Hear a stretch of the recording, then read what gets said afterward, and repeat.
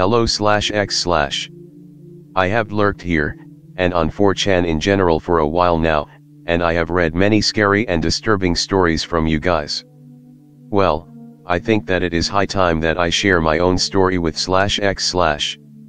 I don't really give a rat's ass whether you believe me or not, I'm just recounting to you a nightmarish experience that me and my friends had. Here we go. Be me. American, early 20s. About 13 years ago. Just finished getting an engineering degree at college. Relaxing in a cafe with the bois. We are all roommates, so we know each other pretty well. Me and 3 other friends, Greg, Maximilian, yes, that is his name, and I'm really fucking jealous of him for that since I think it sounds really fucking cool, and I'll be referring to him as Max occasionally, and Franklin, or Frank, what most people call him, decide to go on a bro trip.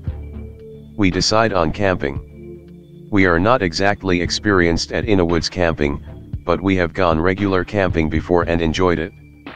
Decide that as we are not very experienced, we need a place that is not way out there in the event that we manage to fuck up something and need to leave. Franklin lived in New Jersey at the time. He suggests camping in the Pine Barrens. It covers a surprisingly large area and is as remote as we are gonna get considering our budget and where we live, Frank explains. The rest of us agree that the place sounds good. We start to plan out the trip. Decide that we need to go during the summer or fall, as a cold camping trip would suck ass. Maximilian proposes that instead of camping at some basic bitch campsite with like 200 other people, why not just go hiking, find a suitable clearing off the trail, and camp there for 3 or 4 days. We all like this idea. Greg says that his cousin could drop us off and pick us up, as we would not really have a place to park a car for several days while we romp around in the woods. FFW a few days. We have the trip all planned out, for the most part. Going to be out there for 4 days and 3 nights, leaving on Friday and returning on Monday. Greg's cousin will drop us off at the edge of the woods. Rendezvous with his cousin at the intersection of Long Island Expressway and Wading River Road on the 4th day. We have the following. A one-shot 22 LR rifle for each of us. Additionally, Maximilian has a .45 ACP 1911 and Frank has a revolver, .38 or .22, I can't remember which. Camping essentials, I'd rather not waste time describing all of them. I think Greg brought a fishing rod. A few changes of clothes. We decided against bringing our girlfriends, as Greg had just broken up with his, and we didn't want him to feel alone, and the other ones were not too crazy about spending several nights in a woods. FFW to the Friday. I have all my shit packed and ready to go. At like 10 or 11 a.m., Greg's cousin pulls up to our house in a dark green Plymouth minivan. We toss our stuff in the back and head off. It was like an hour-and-a-half drive from the house to where we would get dropped off. For the sake of brevity, I will refer to Greg's cousin as Carl. Carl seems like a pretty cool guy. He graduated uni a few years before we did. The drive there is fun. We mainly talk about what we are gonna do, where we are gonna hike, what we are gonna eat. FFW to us driving along the forest's edge. Check for officers. Area secure.jpg. We pull off to the side of the road that we are on. Unpack and hop out. Wave and say goodbye to Greg's cousin. Head off into the woods. We plan on hiking for a few hours until we find a good clearing. Hike a mile or 2 into the woods. It has been pretty nice so far. Little amounts of trash. Seen a few chipmunks and squirrels. Hear the birds singing. We definitely heard a few woodpeckers. We reach a clearing. It is roughly 45 or 50 feet in diameter. Worst part of it was a poison ivy patch on the northeast edge of the clearing. We made sure to avoid this area. Here is a pic of the area, pic related. We set up our tents in the area. We then build a fire pit and gather firewood, because why do that at night? Do you want a sprained ankle from tripping on some branch? Color code for map. Light green is equals clearing. Dark green equals woods. Dark green equals poison ivy. Red equals tents. Orange equals fire pit. Brown equals logs. After setting up home base, we decide to hike some more and plink some targets. Hike is going nicely. See some geese flying in the distance in their familiar V formation. Unfortunately, see a few plastic bottles in some bushes. Sort of depressing and annoying. We see some fucking Jewel Osco grocery bag stuck in a tree. We aren't exactly Al Gore, but something about being so far into the woods and still seeing some lazy fuckers trash really annoyed us. Frank is somewhat good at climbing, so he decides to climb up there and pull it down. Sets his pack on the ground and begins the climb. The plastic bag is about 15 above the ground. It takes Frank about 3 minutes to get it. "Oh fuck," he yells. "What is it? You okay?" "Yeah, I'll tell you once I get down." Frank untangles the bag from the branches that it was caught on and jumps back down to us. "I saw some fucked up animal up there," he says. "What was it?" "A fucked up raccoon, bro." "Shit. Like how fucked up?" "Its head was mashed in and its chest was torn open, with all the ribs looking broken. Also, it smelled like burnt rubber." "That's fucking gross." "You didn't touch it, did you? It might have had some weird disease." "Oh shit, I hadn't even considered that." "Well, did you?" "No, but I'm gonna put some hydrogen peroxide on my hands just to be safe." "What do you think did it?" "My guess is that some hawk was carrying it, dropped it, got it back, and was in the middle of eating it when we showed up. It got scared, and flew a safe distance away." "Sounds about right. Anyway, what was your plan with the plastic bag now that you are stuck with it?" "I hadn't thought of that. What am I supposed to do with this?" "It's not like there is a dumpster nearby. Just put it in your back pocket and let's get back to hiking. We've digged around here for long enough, and I don't want to be hiking to camp in the dark." "Sure thing." We continue on our hike. Some quick info. Since I live in the suburbs, I'm used to seeing a bunch of fat and slow squirrels and chipmunks that run only if you are right next to them.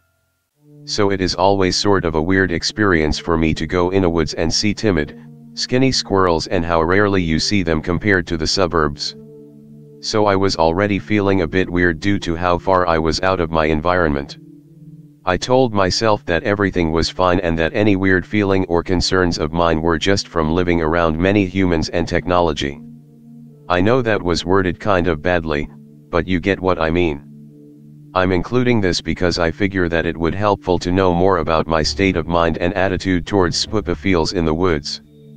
Anyway, back to the story. We are marching along. See the sun just beginning to set. Tell the boys, and we start to head back. Head back the same way that we came, we don't want to get lost. By now, the sky has that orange-yellow hue to it that you sometimes get as the sun sets. It was quite pretty, to be honest. We are passing the tree that Frank pulled the plastic bag from. Greg trips on a large root that was protruding from the ground. He falls face first as his hands were in his pockets. Kekke.jpg. He stands himself back up. I'm about to ask if he is okay when I see a large, reddish-brown stain on his jacket that wasn't there before. "The fuck is that?" I ask. "Huh," Maximilian says. Greg looks down at his jacket, sees the stain, and starts freaking out. "The fuck is this? Fuck. I just got this 2 weeks ago with Sarah," he yelled. Sarah was his girlfriend at the time, solid 8 out of 10. Maximilian grabs a longish stick and pokes at where Greg fell. Pushes a few leaves out of the way, exposing the corpse of a possum. That corpse was not a fresh one. The thing had its chest ripped open, with maggots all over it. Surprisingly, there was no noticeable smell. Seeing that the corpse was full of maggots, Greg was starting to spurg out. He ripped off the jacket whilst screaming, Fucking god. Ay.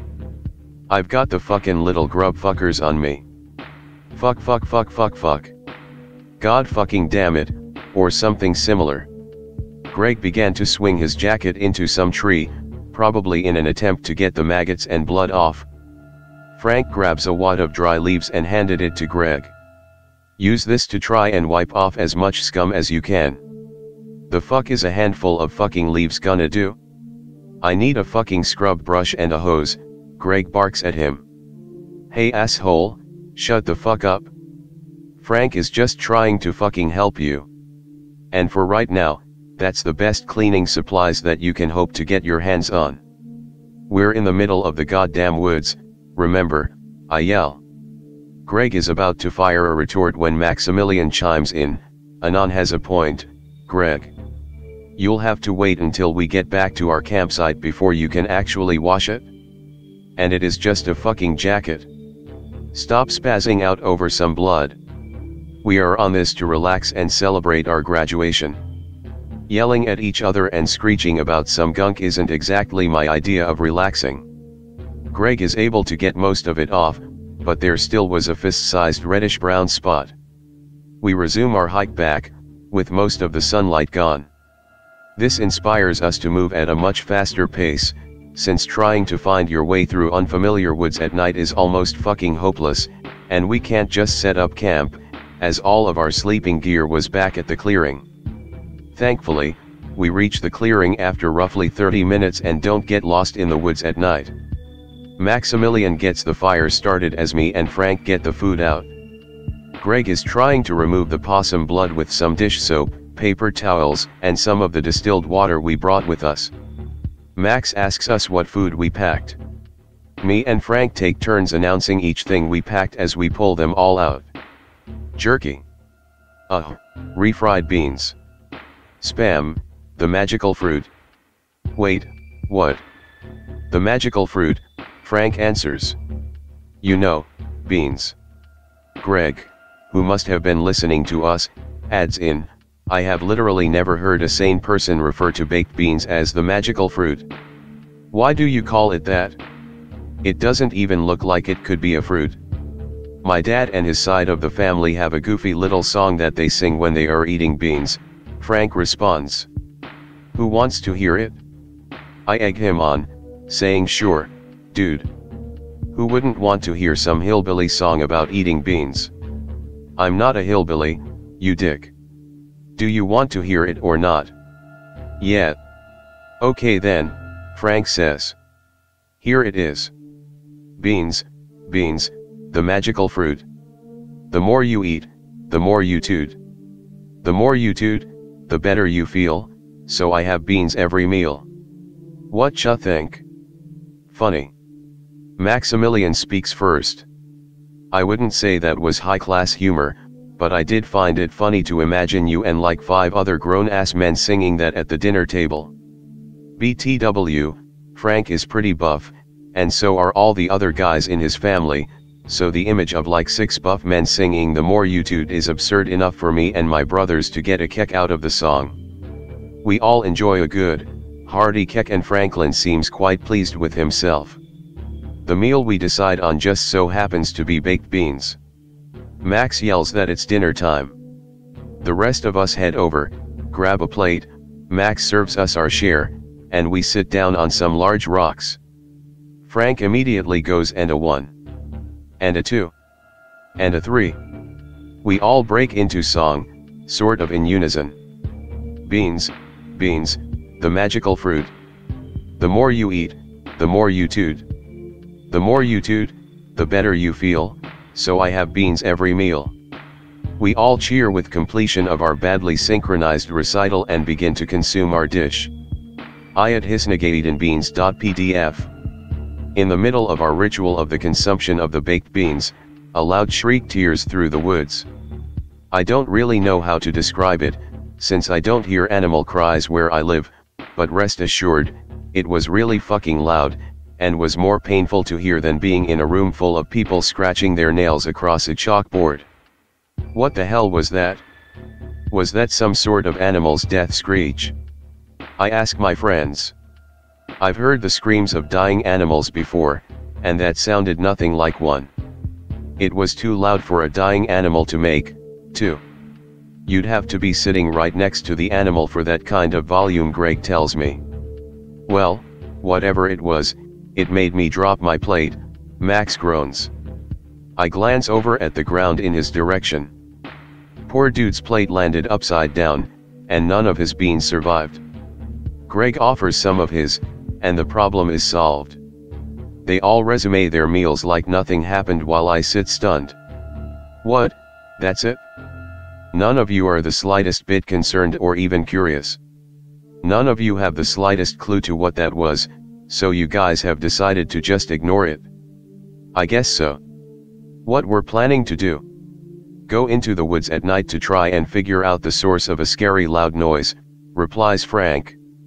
Well, no, but then do your best to ignore it. We can sleep on shifts if you want. You can sleep on shifts. I want to get a good night's sleep, adds in Greg. Okay. You sure you're fine with this, Frank? I say. Yes, I am. Stop squealing about it before I change my mind, he answers. I shut up and finish my meal. Frank rolled up a couple of logs around the campfire. We head over and begin to talk around the campfire. We are sharing stories about college. As Maximilian and Greg are telling us about a shitty professor they both had, I look over at Frank. He is staring wide-eyed past Max and Greg, deep into the woods. I follow his line of sight and it takes a minute or two before I notice them. The hair on the back of my neck goes straight up and I get goosebumps on my skin. I can see a pair of two yellow-orange eyes about 20 yards away. I'm not exactly able to tell how high of the ground they are. Max and Greg, noticing that no one is listening to them and are instead looking into the forest, ask us what the fuck is so interesting. Right as they say this, something makes a loud snort/grunt. This is followed by a long growl. Like a large dog's growl, but deeper, louder, and far more menacing. I get up, and now realize how big this thing must be. The eyes are at my eye level, and I'm 6'4". Max and Greg, who are closest to the edge of the clearing, bolt off of their logs and get to our side of the campfire. Frank snaps out of his gaze and grabs his revolver. He stands and aims it at the eyes, yelling at it to fuck off. The rest of us dart over to our tents and retrieve our guns and spare ammo. I load mine. We get in a line. We aim. Frank says, on the count of 3, fire. 1, 2, 3. Don't fire till you see white soft thyorize.exe. Fire. We shoot in semi-unison. We can't hear if we hit anything because multiple guns firing at once in close proximity on an otherwise quiet night is really fucking loud. Once I regain my full senses, I no longer see the eyes. Fuck. I don't know whether to feel relieved or to feel more concerned. What the fuck was that thing, says someone. Whatever that was, it's gone now. Okay. Anon, it looks like you've got your wish. We are definitely sleeping in shifts tonight, if we sleep at all. We all reload and set up a sort of perimeter.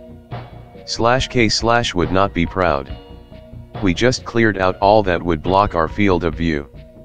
Basically, all vegetation or rocks over 6 inches were cleared. We used the logs to make a barrier-ish thing. This barricade served more purpose for our own feeling of safety, it did not really serve any realistic purpose for defense. The forest is now dead quiet. Shit is really creepy. Here is our plan. -1 sleeps while 3 are awake. -1 man has the 1911, 1 man has the revolver, and the other guy has the 4.22 rifles. The second a person sees something yellow or orange in the woods, they immediately fire a warning shot into the air to wake the other boys up and hopefully scare it off. Me, Frank, and Greg take the first shift. All is well. 2nd shift is me, Max, and Greg. At some point, Greg gets spooked by what he says is some shuffling in the woods. He fires at it. Me and Max nearly jump out of our skin. Frank wakes up. We are pissed at Greg, but nothing else happened that night. Fast forward to the morning. We hastily pack up. We immediately go back the way we think we came, as we will somewhat have an idea of how far we must go. Greg says that he is going to check on the area that he shot at last night. We tell him to wait a few minutes so that the rest of us can go with him, for safety reasons. About 5 minutes later, we are fully packed, and head over to the area. We are looking around for signs that show that there was some sort of animal here last night. Max shouts out for us to have a look at what he found. There is a distinct trail of hoof prints. These were not deer tracks. These were bigger, and were cloven. My blood runs cold. Greg is pleased to see that he was correct to fire. Max reminds him that if this was a human, he would be feeling otherwise. Frank says that maybe this was from a cow or horse. I tell him that these woods are not a good environment for a fully grown cow, and that it would have been much louder last night if it was a horse that Greg shot at. Greg shuts up. We are all thoroughly spooked, and decide to GTFO. We begin our trip back to the highway. Our plan is to get to the highway before sundown and then try to hitch a ride. We make sure that our guns are loaded and head off. We are hiking through the undergrowth as fast as possible now. We aren't the fittest people, so we are not moving very fast. However, the hike back is very different from the hike to here. Landmarks are different, or look different, or are not there at all. Fallen logs that I remembered to be covered in mushrooms are instead covered in thick layers of moss. This may not sound scary or disturbing, but when you are trying the GTFO of the woods and you think that there may or may not be an animal stalking you, it is different. These differences in the landmarks and environment throw us off a bit. At roughly noon, we realize that we do not know where we are going. Greg starts to freak out. We all start to freak out. Like the retards that we were, we did not think to bring any sort of flares. It takes the 4 of us like 30 minutes to get our shit together. Thankfully, me and Frank had packed compasses. When we entered the woods, we went northeast. We decide that our best option is to go straight south. About a half an hour after devising the new plan, Frank spots a half-eaten deer. The deer has had its stomach torn open. Intestines aren't visible. Its thighs have been mostly consumed. Its eyes are also eaten. This creeps us out more, but we aren't too concerned by it since Frank suggested that it was left behind by some coyotes. But I didn't believe that for a second. I don't think that the other guys noticed this, but like 20 yards past the deer carcass, I saw 4 other dead, half-eaten deer. At least one of them was a buck with a full rack of antlers. I choose not to tell them, as I believe that more fear will not help us escape the woods. I was probably right to do so. Unfortunately for us, that first deer was not the only carcass that the group of us came across. Every 10 to 15 minutes, we would come across a new animal corpse. More deer, birds, rabbits, and squirrels. All are partially eaten. All have the same parts of them eaten as the first deer. Each corpse we find only adds to our anxiety and fear. But we still tell ourselves that it is probably just a pack of coyotes. This possibility brings us a sense of security, however small sense of security. That was until we found a coyote. It's half-eaten, just like the others. Judging from what was left of the creature, it was healthy and muscular. This shatters our theory that coyotes were responsible for all the dead animals. I don't know very much about coyotes, but I don't see why a pack would just turn on one, kill it, and eat it in the same fashion as every other animal. Max is the first to put 2 and 2 together. The dude goes pale. It takes a second or two for the rest of us to catch on. Oh fucking.mov. This epiphany shatters our last nerves. We break into a full sprint in the direction that we have been hiking in. This part is sort of a blur of sticks hitting my face, thorny plants scratching my skin, and sheer panic. I have no idea how long we ran for, but when we stopped running and regrouped, my watch said 4:45 p.m. We have 2 hours before sunset. Thankfully, no one got separated or hurt themselves during our mad dash, so we are good to go. We recheck out orientation with the compasses, and continue our trek south. We are no longer finding dead animals, which puts our minds more at ease. We start to believe that the worst is over. How fucking wrong we were. The next half an hour is mundane, with the most action being Greg almost tripping and falling into a poison ivy patch. It was actually kind of relaxing to just hike through the woods, believing the illusion in that it's safe. But after that calm half hour, shit hit the fan, and fast. Max was the first to notice it. He whispers at the rest of us, though, stay quiet. We shut up and hear it. The distant beating of wings. If you have ever been close to a large bird when it is flying, then you have an idea of what it sounded like.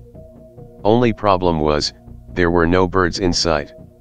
Hide, Max whispers. Each of us scramble for a bush or a log to hide under. We are dead quiet. It takes what felt like hours for the sound of the wings to dissipate, but it was probably only 20 minutes. The fuck was that? Greg asks. I have no idea, but whatever it was, my guess is that it was responsible for all of those dead animals, Frank responds, and let's not be its next meal. We resume our journey yet again, but this time, we are all on high alert. We freeze every a branch snaps, or a squirrel rustles through the trees, or a woodpecker drills a hole. We are moving a lot slower, and it is getting closer and closer to sundown. Nothing really happens for a while. At 6:30, we stop to catch our breath. Orange is starting to appear on the horizon. I check my compass, and we are still on track. We decide on what to do. No one wants to stay another night in the woods, but Max and Greg are against hiking through unknown terrain at night, while me and Frank are convinced that if we don't continue on, we are gonna be a midnight snack for the thing that killed all of those other animals. I end up convincing them to go by pointing out the imminent danger of staying and pointing out that the road that we came down here on shouldn't be more than 2 miles away, which should only take us another 40 to 50 minutes. Unfortunately, this took a grand total of 15 minutes for us to decide, and the sky is orange from the sunset. After 25 minutes, the only light is from the moon, which is very bright as there were few clouds, and an old oil lantern that Greg brought with, so we are now walking in a single file line, with Greg leading the way, like a bunch of kindergartners. And it's here where shit hits the fan. Greg asks, "Hey guys, is it raining?" There are literally no clouds in the sky, and we tell him so.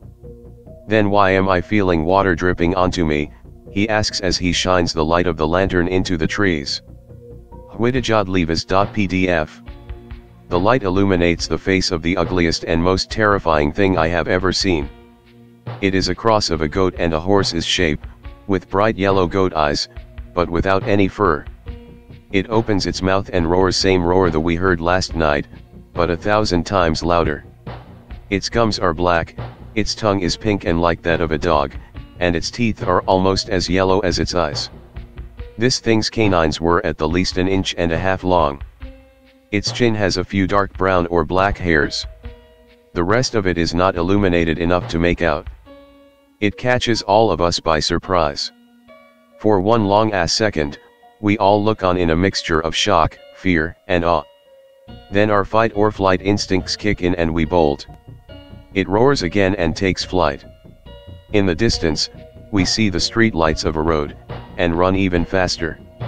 I'm crying like a bitch, with my tears from joy and fear. We make it to the road, and continue running down it. Max is ahead of everyone. I'm behind him. Frank is behind me. Greg is behind Frank. But then Greg trips, stumbles for a second, and face plants. I screech to a halt and turn around and get a good look at the thing for the first time. Unless I get Alzheimer's or dementia, I will never forget the sight of that abomination approaching my friend. It is a massive beast, and it has the same kind of muscle tone as a Russian power lifter. It has the body of a hairless horse, and is covered in scars of all different sizes and shapes. Some look like the scars of a knife wound, but others look more like bullet holes. Its skin is a putrid pinkish red color. It has the hind legs of a horse, but instead of having 4 legs, it has a pair of massive, muscular human arms with human hands. The nails of the hands are at least an inch long, sharp-looking, and black in color. It has a long rat-like tail, I'd estimate a length of roughly 7 to 8 feet, with a few sparse patches of dark brown or black hair. The abomination is at least 20 feet long and 6 feet at the shoulder. Its neck is like a foot long, but probably like 2 feet in diameter. I now notice the long, semi-curved horns protruding from its head, like those of a goat. You probably know what I'm talking about now, and if you don't, it's the Jersey Devil. It touches down on all fours like 30 or 40 feet in front of Greg. Greg fires his .22 at it and hits it square in the chest. It doesn't acknowledge being shot at all. It walks on all fours and reaches for Greg, who is in the middle of reloading his rifle. I don't want this fucking eating my friend. I call it some racial slurs, can't remember which. Slide the bolt into place. I take aim. Pull the trigger and fire. I hit it right next to its right eye. This it notices. It rears up on its hind legs, clutching its eye, roaring louder than a police siren. Roar is different this time, it is still loud and deep, but now it also has the sound of a dying cat. Frank and Max stop running and see the predicament that me and Greg are in. They draw their rifles and fire at it, drop the rifles, draw their handguns, and sprint over to where I am. This only seems to anger the beast more, as it grabs Greg. Greg screams in pain and several audible snaps are heard. Max and Frank shoot at its torso. It throws Greg into a light post and begins to advance on us, and we back up. I see something behind it, a light. I squint my eyes. It's a cop car. I'm hoping that he can call backup or help us shoot it. As the monster quickens its pace, the cop arrives. To everyone's surprise, the car slams into the monster. The monster is sent sprawling. 2 cops exit the vehicle and pull out very shiny lever-action rifles, I think that they were for 45 to 70 government, and start to shoot it. It screams like it did when I hit it in the head and contorts its body in pain each time one of the cops fires another round into it. We get the idea and join in the shooting. At some point, the abomination must have decided that we were not worth the pain, got up on all fours, and ran into the woods. After we were sure that it had left, the 3 of us run over to check on Greg. We make sure that he is still alive, he is, and then me, Max, and Frank talk to the cops. What in the hell was that? Max asks. They act as if he said nothing. You boys sure are lucky that the 2 of us were driving down the road, one of the cops, a blonde, chubby guy, says. Those rabid buck are violent as hell and a damn sure menace with their antlers. You were not packing anywhere near enough firepower. Me and Frank are about to call his lie, but the other cop, an older looking man, gives us a death stare that shuts us up. The only thing that you ever saw attack your friend was a large buck with a bad case of rabies, he flatly says, nothing else. The cops get an ambulance for Greg and took us to the hospital. Greg had fractured his tailbone, broken several ribs, and broke his right shoulder blade. No one at the hospital asks us what happened after we tell them that it was a rabid buck. Frank calls up Greg's cousin and explains the scenario, minus the monster. The rest of us were fine, minus bruises and scratches. And there you have it. Greg recovered, though he will never be as fit or capable as he used to be. The 4 of us still keep in touch, as our only validation that this was real, that this really did happen, is the fact that we all know what we saw, and that we all saw the same thing. I'm the only one on us who still enjoys hiking in the woods, but that is probably because I live in Colorado, far away from New Jersey or the Pine Barrens. But every once in a while, If I have an exceptionally bad day at work or go to sleep very stressed, it visits me in my dreams, chasing me and my friends through the woods and down that road.